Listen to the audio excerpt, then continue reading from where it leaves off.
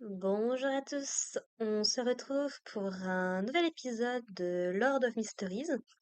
Alors, je sais que ça fait très longtemps que j'ai pas posté de vidéo sur la série sur la chaîne, j'ai été un petit peu occupée et là j'ai enfin du temps et de la motivation pour essayer de rattraper un petit peu la série. Alors, c'est vraiment une série qui est fascinante, mais qui est d'un compliqué à suivre. Oi, oi, oi, oi, oi. Je me suis revue juste avant de regarder l'épisode 2, l'épisode 1, pour essayer de voir si je comprenais un petit peu mieux l'idée.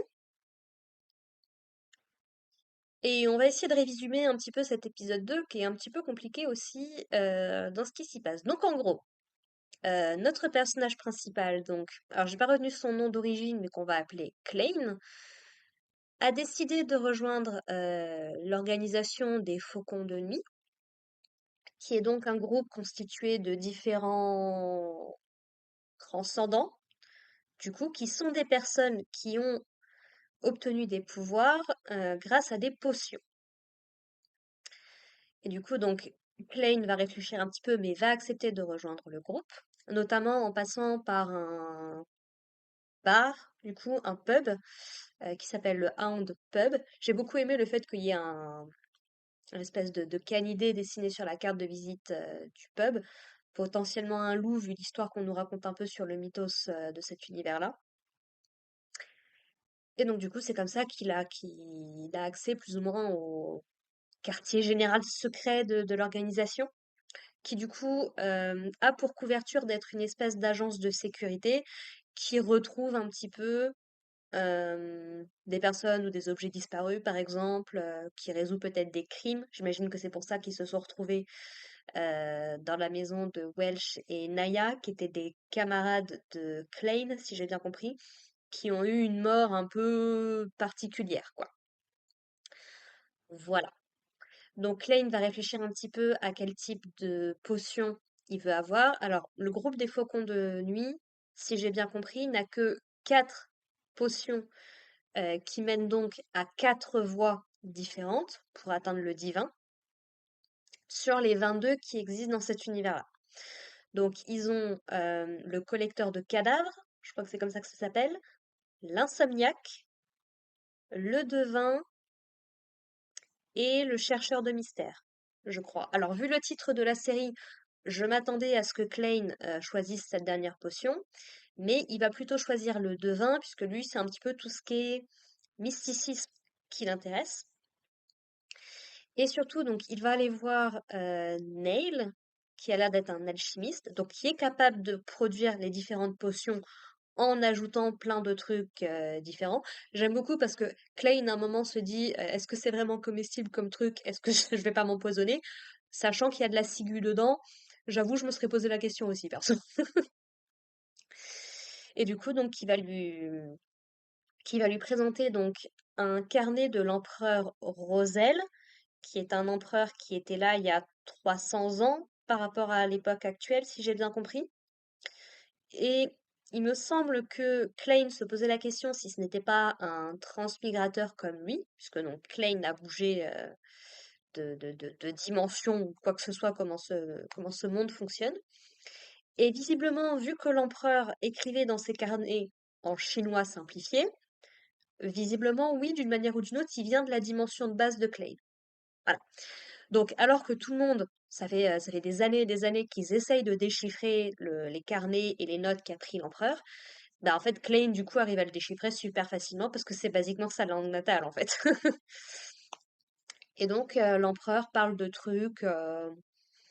Bon, il parle du fait qu'il a participé à un bal, qu'il a rencontré qu'il y avait une dame à ce moment-là qui était très belle. Et il va notamment parler un petit peu des potions, des différentes voies.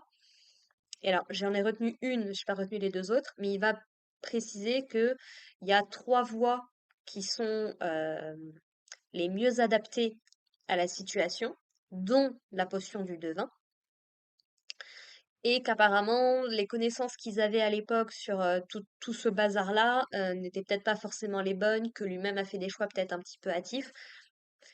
Bref, Klein du coup va décider de suivre les conseils de ce qu'il appelle son prédécesseur, du coup, l'empereur Rosel, et va décider de choisir la voie du devin.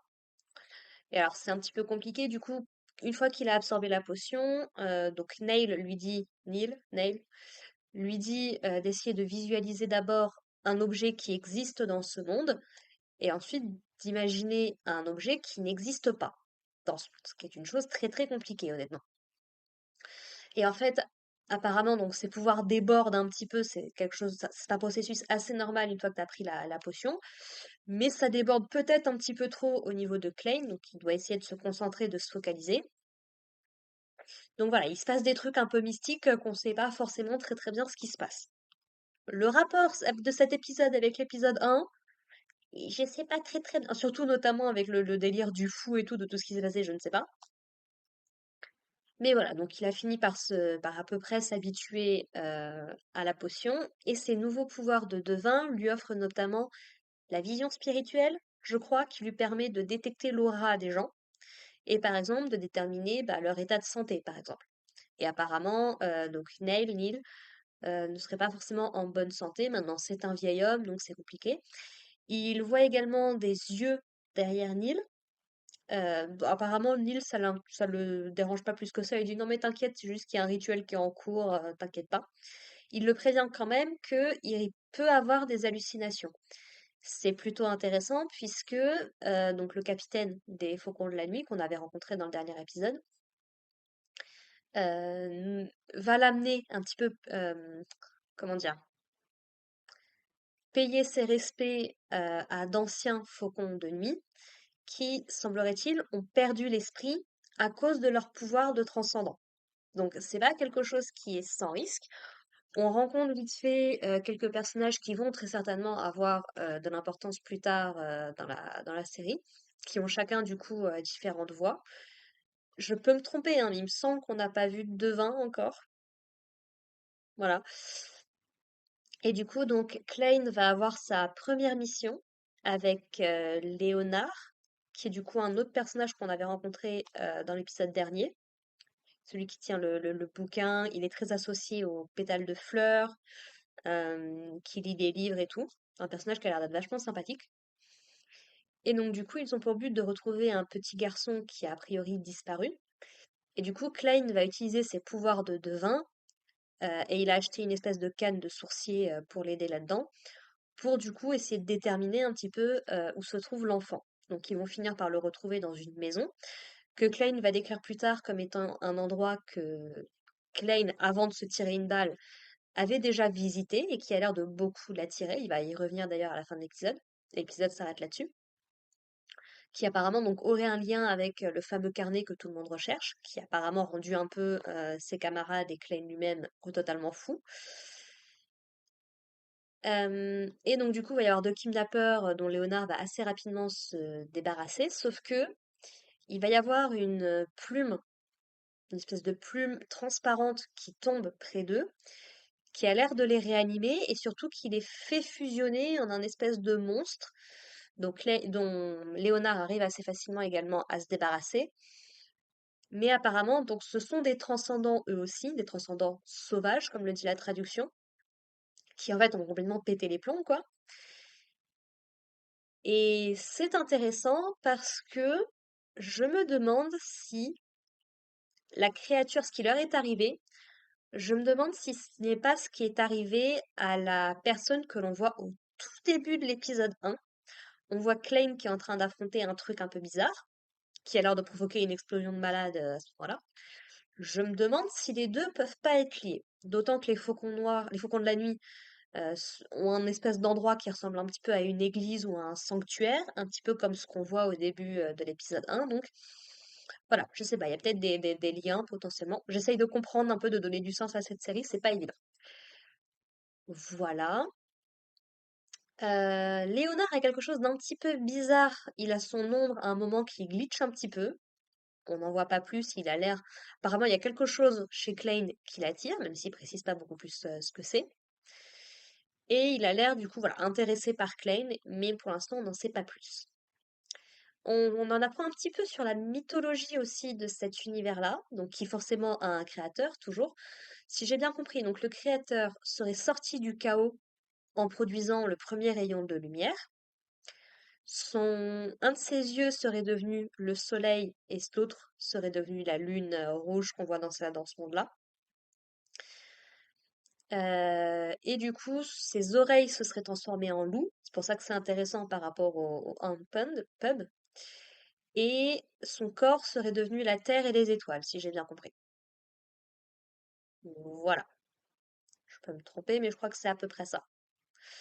Enfin voilà, la série est vraiment super intéressante, mais j'ai beaucoup de mal, et je sais que je suis pas la seule, avec ce genre d'univers qui te balance énormément d'informations que tu es censé digérer et comprendre le reste du fil de l'histoire, quoi. Et je vais pas me regarder tous les épisodes deux fois, ça va 5 minutes, quoi. Donc voilà, je reviens après quelques mois sur cette série, avec une grande...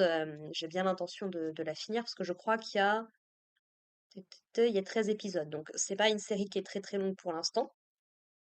Donc je veux voir ce que ça va proposer, mais c'est vrai que bon, j'essaye de suivre, j'essaye de raccrocher les wagons, c'est pas évident. Alors, si jamais vous avez lu, je crois que c'est un manhwa d'origine ou un roman, je ne sais plus très bien. Si vous connaissez l'œuvre d'origine, n'hésitez pas à me dire si c'est aussi confus de base ou si l'adaptation animée va peut-être un peu vite et condense beaucoup de trucs.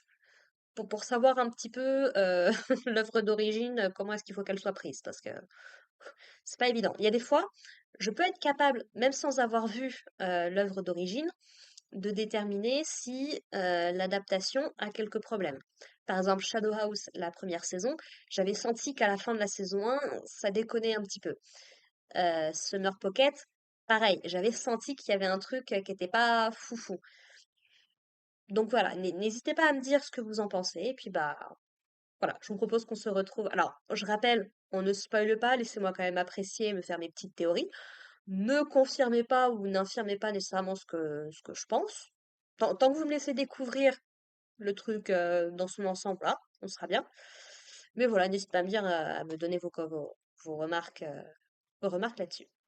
Voilà. Ou à me traiter d'idiote si jamais j'ai vraiment rien compris et que je ne suis pas ce qu'il faut. Voilà. J'avoue que le fait que ce soit, parce que je le regarde en VO, donc c'est-à-dire que ça parle en chinois, et j'ai pas l'habitude d'écouter des séries en chinois. Japonais, j'ai l'habitude, il n'y a pas de problème. Le chinois, c'est un peu une nouveauté, donc ça me déstabilise aussi peut-être un petit peu, parce que du coup, il y a certains mots qui pourraient m'aider à comprendre le contexte que je ne chope pas, parce que déjà que le chinois, apparemment, c'est compliqué, enfin le mandarin, je sais plus. Bref, déjà que c'est une langue qui est compliquée à la base, quand t'as aucune notion, laisse tomber.